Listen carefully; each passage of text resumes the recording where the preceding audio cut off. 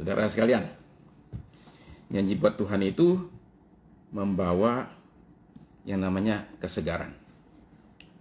Kesegaran benar dan kesegaran fisik.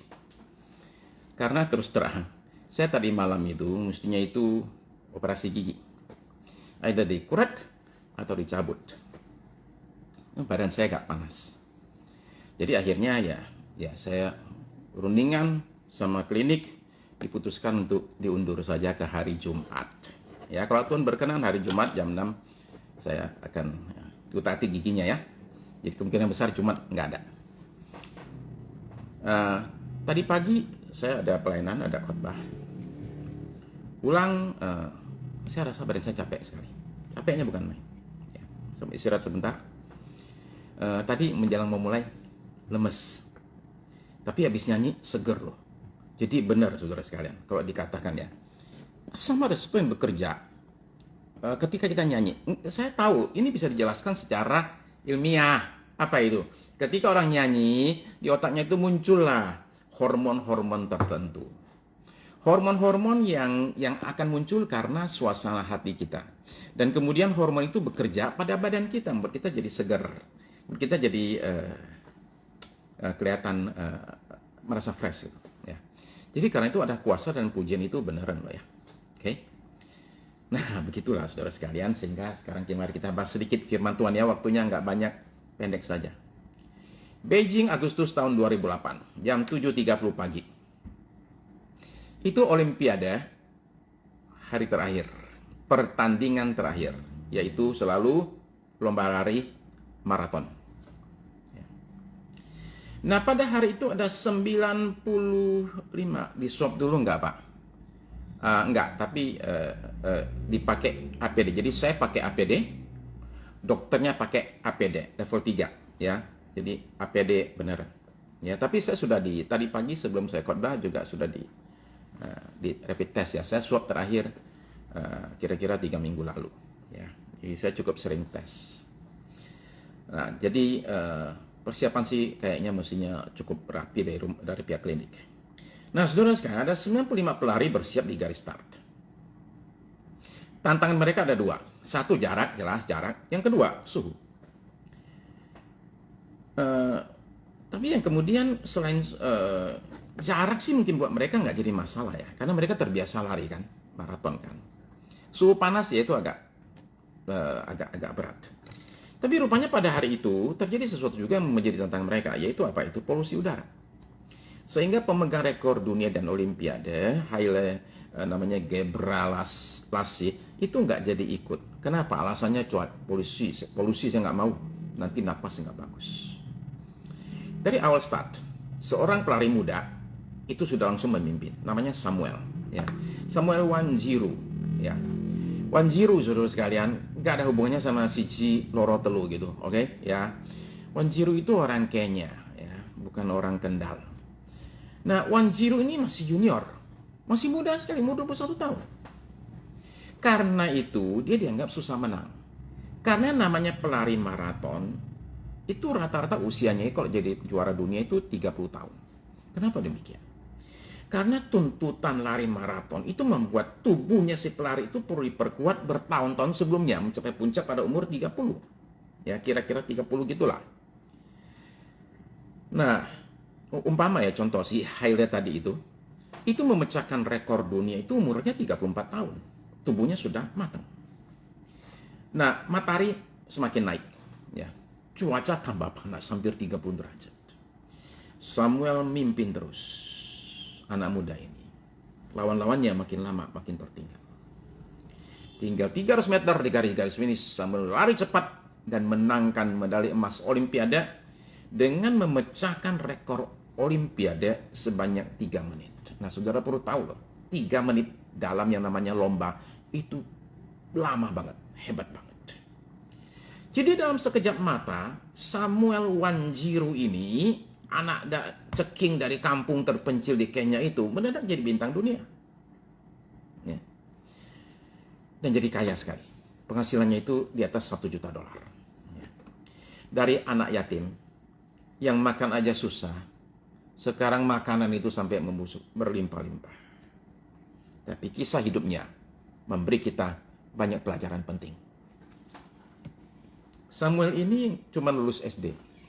Orang tua nggak sanggup kasih dia sekolah, cuma tinggal mama ya, papa nggak ada. Nggak bisa sekolah ini sampai SMP.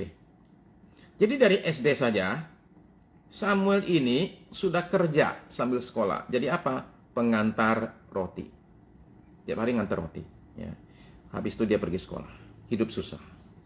Atletik mengubahkan hidupnya. Pada umur 10 tahun saja, Samuel ini sudah memenangkan lomba pertama. Ya. Setelah tidak sekolah lagi karena nggak ada duit, dia putuskan jadi pelari. Dan kemudian dia masuk satu kamp pelatihan di salah satu kota namanya Nyahururu. Itu satu kota di ketinggian 3.000 meter di permukaan laut. Nah ini tinggi ini penting. Kenapa? Karena makin tinggi oksigen makin kurang. Jadi tubuhnya pelari itu kalau biasa latih di tempat tinggi gitu itu jadi lebih kuat karena terbiasa dengan oksigen dikit.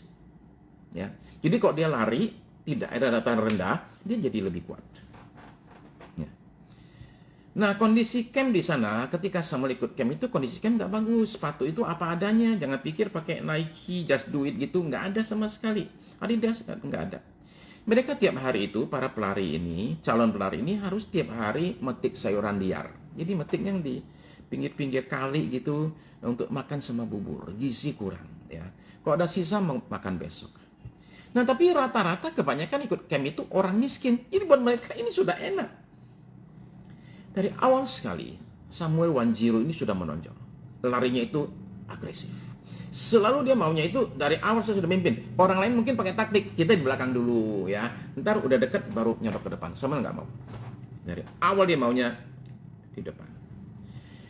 Bakatnya sedemikian luar biasanya sehingga kelihatan oleh satu orang Jepang namanya Shunichi ya, Shunichi Kobayashi. Shunichi ini tinggal di Kenya dan lihat anak muda ini dan dia bilang ini bakat luar biasa, jadi dia bawa si Samuel ke Jepang.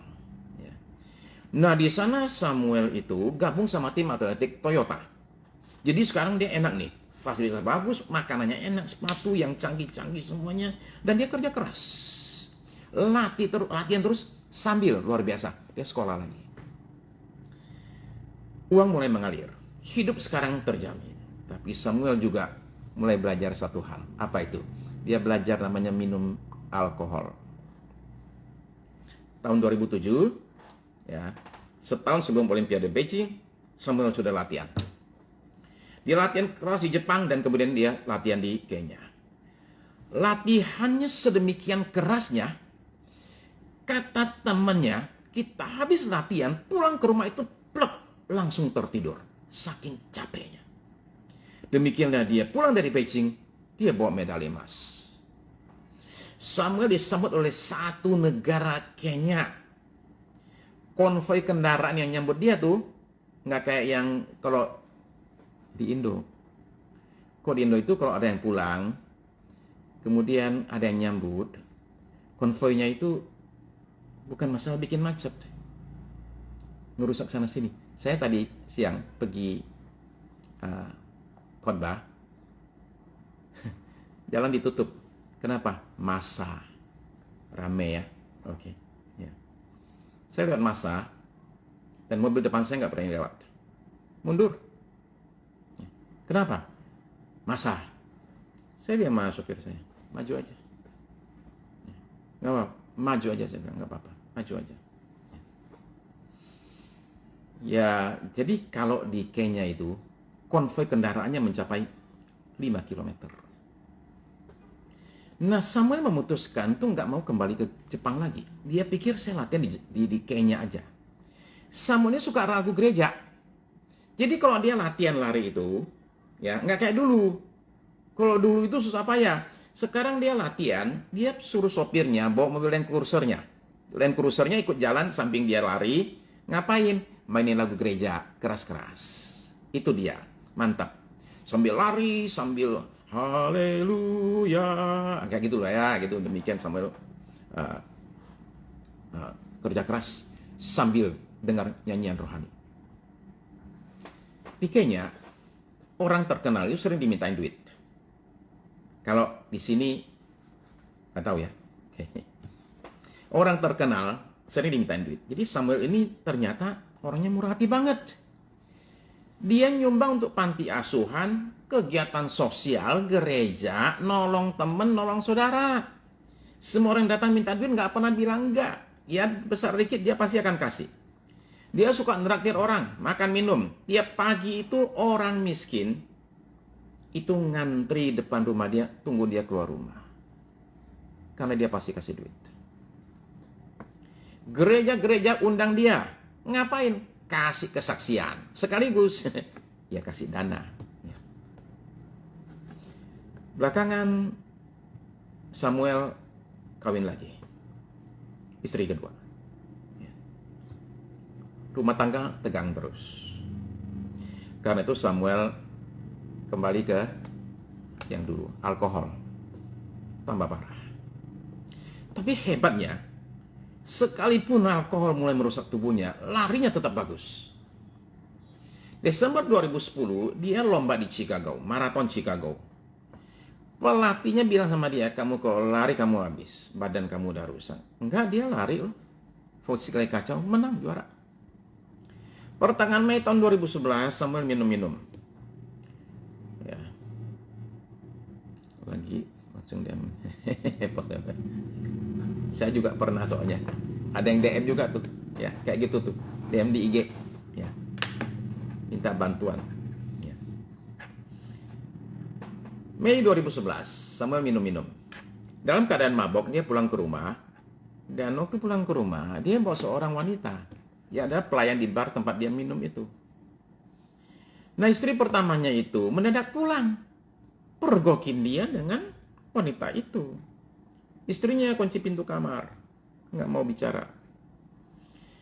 Besok pagi, Samuel ditemukan di halaman rumah, dalam keadaan sudah meninggal. Menurut polisi, karena bunuh diri. Pada umur 24 tahun. Samuel berhasil di lomba lari maraton. Olimpiade. Tapi gagal dalam lomba maraton kehidupan. Nah, kita tidak tahu bagaimana kondisi rohaninya di akhir kehidupannya. Tapi tidak seharusnya dia mati muda. Ya. Saya tadi pagi habis khotbah, itu dimintain tolong sama tuan rumah. Untuk menolong satu orang penginjil. Penginjil, evangelis. Yang lompat dari lantai 9. Ya. Tidak meninggal, masuk rumah sakit. Saya diminta untuk bisa bicara sama dia untuk bisa menolong dia. Saudara sekalian, contoh-contoh begini ini bukan dikit loh ya. Iring Yesus itu digambarkan sebagai suatu perlombaan. Ayat favorit saya, Ibrani 12, ayat 1 sampai 3. Karena kita mempunyai banyak saksi, bagaikan awan yang mengelilingi kita. Ya, banyak saksi mengelilingi kita katanya. Ya. Marilah kita menanggalkan semua beban dan dosa yang begitu merintangi kita dan berlomba dengan tekun dalam perlombaan yang diwajibkan bagi kita. Ayat 1. Ayat 2. Marilah kita melakukannya dengan mata yang tertuju kepada Yesus, yang memimpin kita dalam iman dan yang membawa iman kita itu kepada kesempurnaan, yang dengan mengabaikan kehinaan, tekun memikul salib, ganti sukacita yang disediakan bagi dia yang sekarang duduk di sebelah kanan tahta Allah.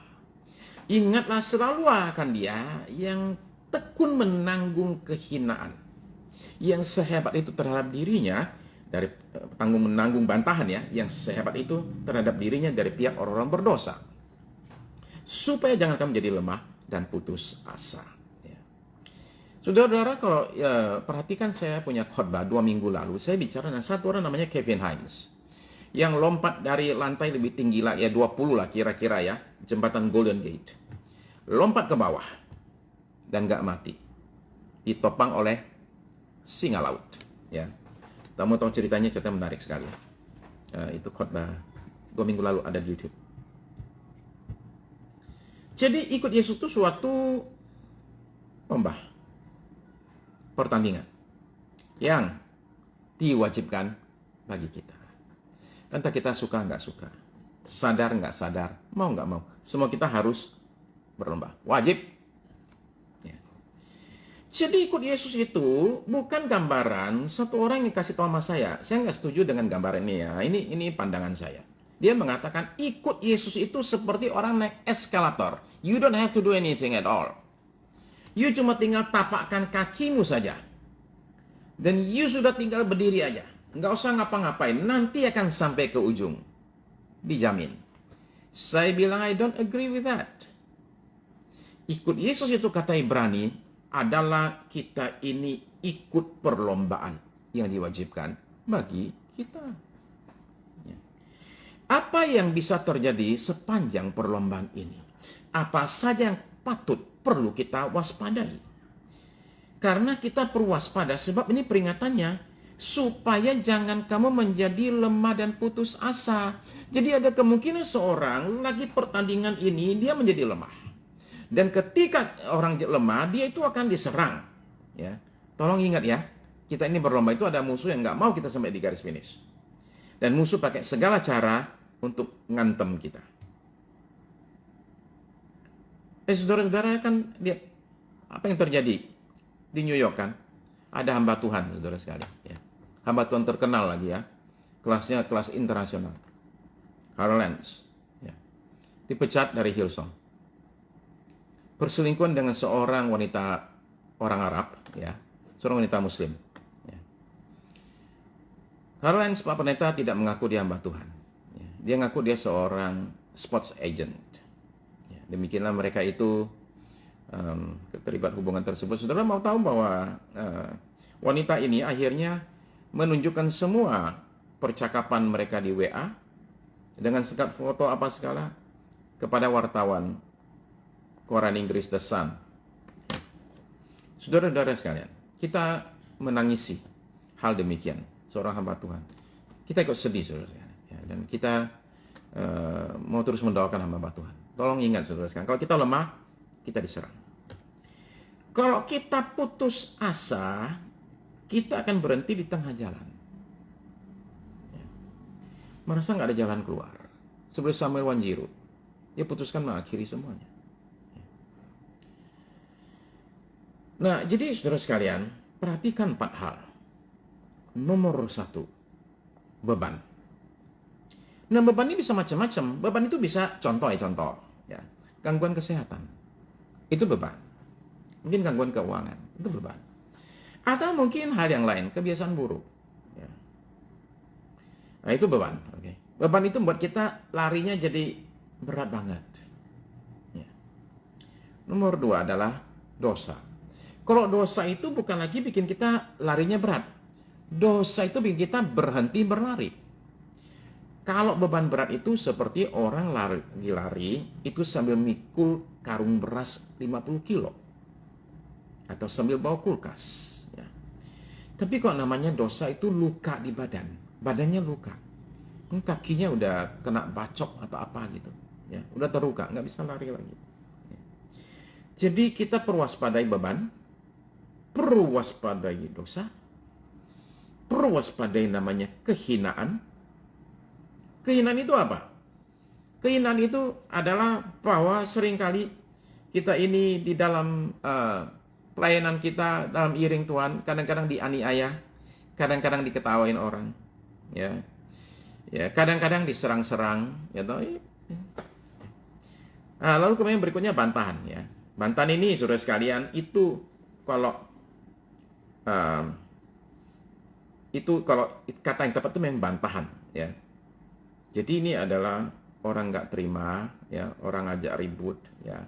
Ribut zaman sekarang bisa dari mana-mana, dari dalam, dari luar. Nah, untuk yang namanya beban, kita harus tanggalkan. Yang namanya dosa, kita mesti tinggalkan. Tapi yang namanya kehinaan, kita tekun. Ya. Tanggung kehinaan. Saudara tahu apa yang terjadi di Perancis? Charlie Hebdo, ya, bikin kartun yang sangat amat menghina umat Muslim, dan umat Muslim itu sangat terluka, ya. Dan saya bisa ngerasain loh, saudara sekalian, ya, umat Muslim itu, mereka sangat terluka sekali ketika junjungan mereka, Nabi yang mereka muliakan itu dihina. Tapi saudara mau tahu nggak? Selama bertahun-tahun, majalah Charlie Hebdo itu hina Tuhan Yesus. Itu lebih parah lagi. Kalau saudara mau tahu, hinanya kebangetan itu. Hinanya kebangetan. Hinanya itu pakai gambar. Ya saudara nggak usah tahu lah ya, kayak seperti apa itu. Mau cari Hebdo itu, saya bilang kebangetan. Hina-hina ya. Tapi kata Ibrani ya. Ibrani 13. Ibrani 13 ayat 13. Saya baca ayat 12 dulu ya. Ibrani 13 ayat 12, 13. Itu jugalah sebabnya Yesus telah menderita di luar pintu gerbang untuk menguduskan umatnya dengan darahnya sendiri. Ayat 13. Karena itu marilah kita pergi kepadanya di luar perkemahan dan menanggung kehinaannya. Saudara-saudara sekalian, Tuhan kita itu terhina sekali. Dihina waktu dulu pikul salib. Sekarang pun masih dihina. Dan hebatnya Alkitab menganjurkan kita menanggung kehinaan itu. Jadi dasar daripada iman kita, saudara sekalian, adalah penghinaan kepada Tuhan kita, junjungan kita. Ini dasarnya. Salib itu kan kehinaan, ya kan? Orang di salib itu, salibnya telanjang loh, ya. Itu telanjang itu, nggak ada tutup, terhina sekali.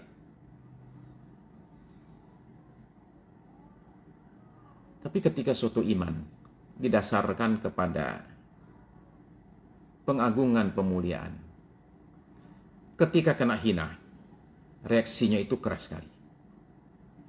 Tapi iman kita itu didasarkan kepada penghinaan kepada juru selamat kita.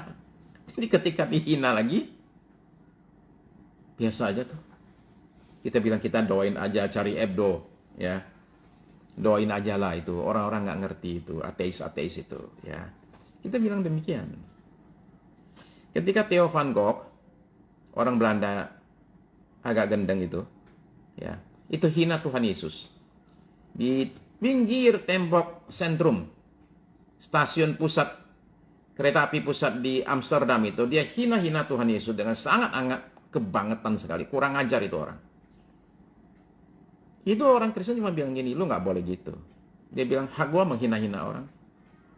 Dia hina yang lain, saudara sekalian. Mati dia.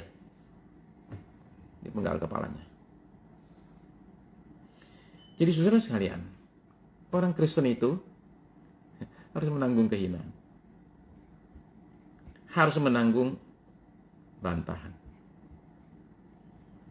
Jadi tanggalkan beban, tanggalkan dosa, abaikan kehinaan, dan pandang Yesus. Dan ingat Yesus.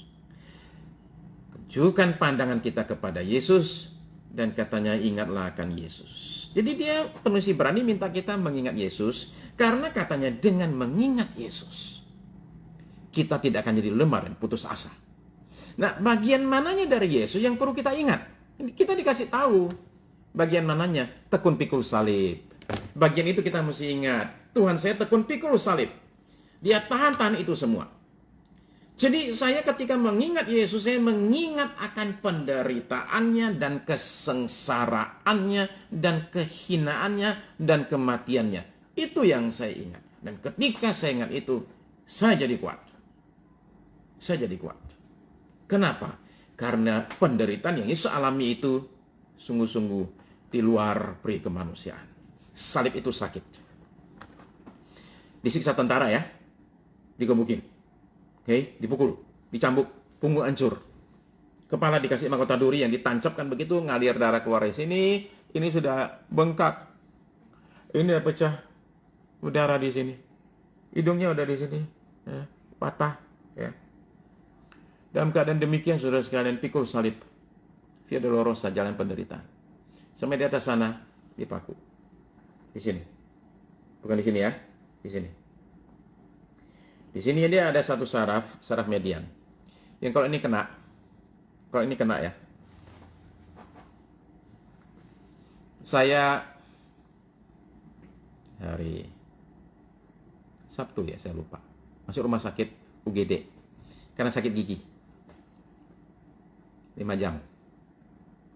Saya tahu bahwa penderitaan yang saya alami itu sangat sakitnya bukan main. Sehingga dokter gigi saya bilang, ini sekarang juga ke UGD.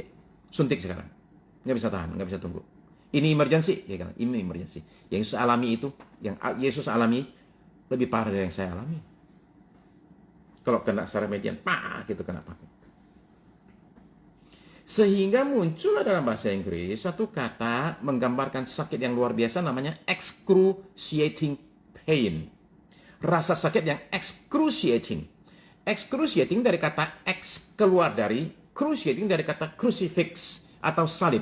Jadi rasa sakit yang keluar dari salib. Excruciating pain adalah sakit yang sangat amat luar biasa, nggak tahan, bisa pingsan-pingsan. Itu excruciating pain. Rasa sakit yang keluar dari salib. Saudara yang hari-hari ada sakit ya. Ada penyakit gitu ya, ada gangguan kesehatan. Kadang rasanya nggak kuat loh, saya tahu, saya ngalami itu. Terkadang orang bunuh diri karena sakit nggak sembuh-sembuh. Saya cuma bilang sama saudara yang alami ada sakit atau apa gitu, sakit bertahun-tahun, tolong ingat akan Yesus.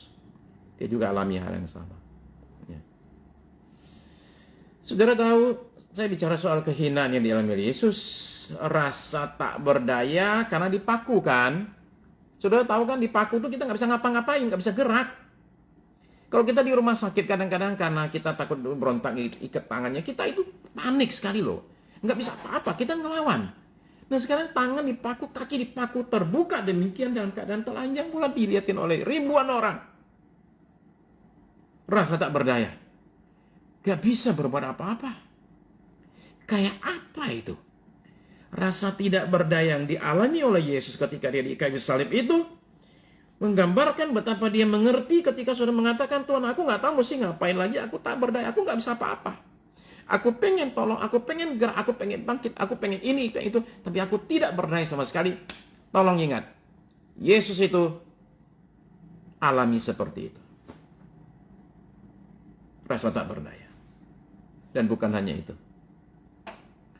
Rasa ditinggalkan. Satu oleh murid-muridnya, dua oleh Bapaknya. Dan Yesus yang selalu berkata, aku dan Bapa adalah satu. Sekarang ternyata Bapaknya meninggalkan dia. Eloi, Eloi, lama sabachthani. Allahku, Allahku, kenapa engkau meninggalkan aku? Jadi Yesus alami kesakitan, alami kehinaan, alami rasa tak berdaya, alami yang namanya merasa ditinggalkan, dan semua itu dia jalanin. Karena dengan demikianlah, saudara dan saya, terima keselamatan. Saya tidak tahu saudara lagi capek apa. Saya cuma pengen ngomong saudara sekalian gini loh, kalau kita semua capek. Ya. Jangan lihat saya ketawa terus. Saya bukan tidak ada masalah. Oke? You don't know my sufferings. Okay? You don't even know. You have no idea. Saudara sekalian, saya punya beban. Saya punya salib. Ya harus saya pikul. Saya punya kesulitan, saya punya masalah. Orang nggak tahu. Tapi di tengah-tengah semua ini, kita pandang terus Yesus dan melihat Tuhan kita itu luar biasa. Saudara jangan bilang gini, Pak, saya jangan dibandingin sama Yesus dong. No, nggak begitu, bukan. Justru kata Alkitab, sebab untuk itulah kamu dipanggil, karena Kristus pun telah menderita untuk kamu. Bukan buat siapa-siapa. Menderita untuk kamu dan telah meninggalkan teladan bagimu supaya kamu mengikuti jejaknya.